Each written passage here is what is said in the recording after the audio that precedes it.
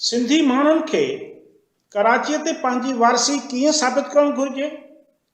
कराचीअ जी हक़े हाकिमियत खे ॿीहर वापसि कीअं वठणु घुरिजे? पाण अॼु इन बाबति ॻाल्हि ॿोल कंदासीं। सिंध जे गादीअ वारे शहर कराचीअ तां धारियनि जे कब्ज़े वारी दावा जो तोड़ कढण लाइ ज़रूरी आहे त असां सिंधियुनि खे कराचीअ खे पंहिंजो करण लाइ संजीदगीअ सां अॻु भराई करणु घुरिजे। न फ़क़ति कराची में वञी रहाइश इख्तियार करणु खपे, पर उते नंढा वॾा रोज़गार करणु घुरिजनि, मिल्कियतूं ख़रीद करणु घुरिजनि, कॉलोनियूं ऐं ॻोठ आबाद कजनि। इन सां गॾोगॾु कराची में रहंदड़ मिड़नी सिंधियुनि खे पंहिंजा वोट पंहिंजे गादीअ वारे शहर में दाख़िल कराइणु घुरिजनि। पाण सिंध जे कहिड़े शहर या ॻोठ खां अची कराची में आबाद थिया आहियूं, पर बिना कंहिं देर जे पंहिंजा सुञाणप कार्ड कराची जा ठाराइणु घुरिजनि। अॼु पाण कराची में रहंदड़ सिंधी माण्हुनि खे पंहिंजे गादीअ वारे शहर में वोट दाख़िल कराइण जो तरीक़ो ॿुधाईंदासीं। पंहिंजे शहर कराची में रहंदड़ लखें सिंधियुनि जा वोट ॻोठनि में दाख़िल आहिनि, जंहिंजे करे आदमशुमारी में संदन ॻणप कराची बदिरां ॻोठनि में थिए थी। संदन वोट कराची में दाख़िल न हुजण सबबि हू पंहिंजा नुमाइंदा असेंबली मेंबर, चेयरमैन ऐं काउंसलर कराची मां चूंडाए नथा सघनि।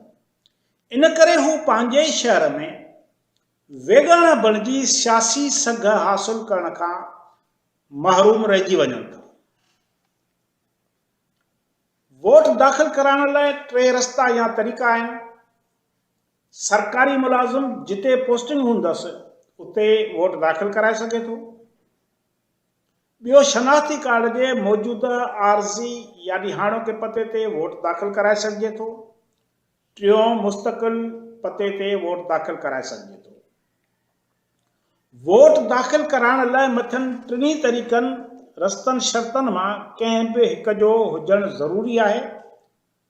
पर जेकॾहिं कराची में रहंदड़ कंहिं सिंधीअ खे सरकारी नौकरी बि न आहे ऐं शनाख़ती कार्ड जूं 2 एड्रेसूं हाणोको पतो ऐं मुस्तक़िल पतो ॻोठ जूं आहिनि, त पोइ खेसि ही तरीक़ेकार इस्तेमालु करणु घुरिजे, ही रस्तो इख्तियार करणु घुरिजे।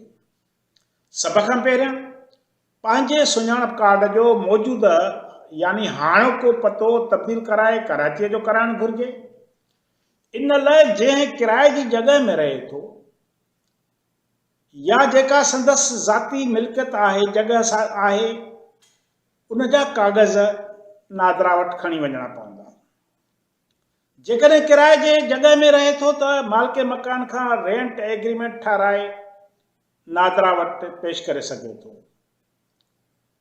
हू इहा एग्रीमेंट खणी नादरा ऑफिस वञे ऐं उन्हनि खे इहो ॾेखारे चए त मां हाणे हिन एड्रेस ते रहां थो, तंहिं करे शनाख़ती कार्ड जो मौजूदा यानी हाणोको पतो तब्दील कराइणो आहे।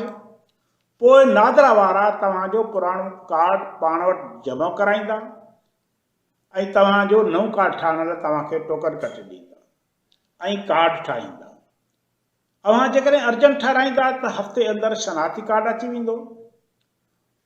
शनाख़ती कार्ड मिलण खां पोइ ज़िले इलेक्शन कमीशन जी ऑफिस वञी फार्म नंबर 13 भराए ईंदा त तव्हांजो वोट उते दाख़िल थी वेंदो।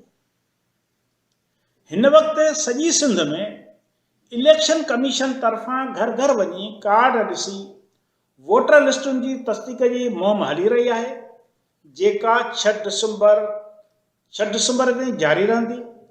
इन्हनि वटि बि तव्हां फार्म नंबर 13 भराए वोट दाख़िल कराए सघो था, पर शर्त इहो आहे त तव्हां कार्ड में एड्रेस कराचीअ जी पहिरियां ई कराए चुका हुजो। यादि रखो, ॻोठनि में तव्हांजे वोट जी का ख़ासि अहमियत कोन्हे, छाकाणि त उते जाम वोटर मौजूदु आहिनि। तंहिं करे तव्हांजे वोट जी कराचीअ खे शदीद ज़रूरत आहे, जंहिं तव्हांखे पंहिंजे हंज में रोज़गार ऐं छित ॾिनी आहे। तंहिं करे उन शहर जो तव्हां ते एतिरो तहक़ो आहे जो उन शहर जे नाले कराचीअ खे पंहिंजे शनाख़ती कार्ड में जॻह ॾियो। कराची पंहिंजे गादीअ वारे शहर जी वारसी कयो, उन जा मालिक बणिजो। उन तां धारियनि जी कब्ज़े वारी दावा जो अंत आहे। महिरबानी।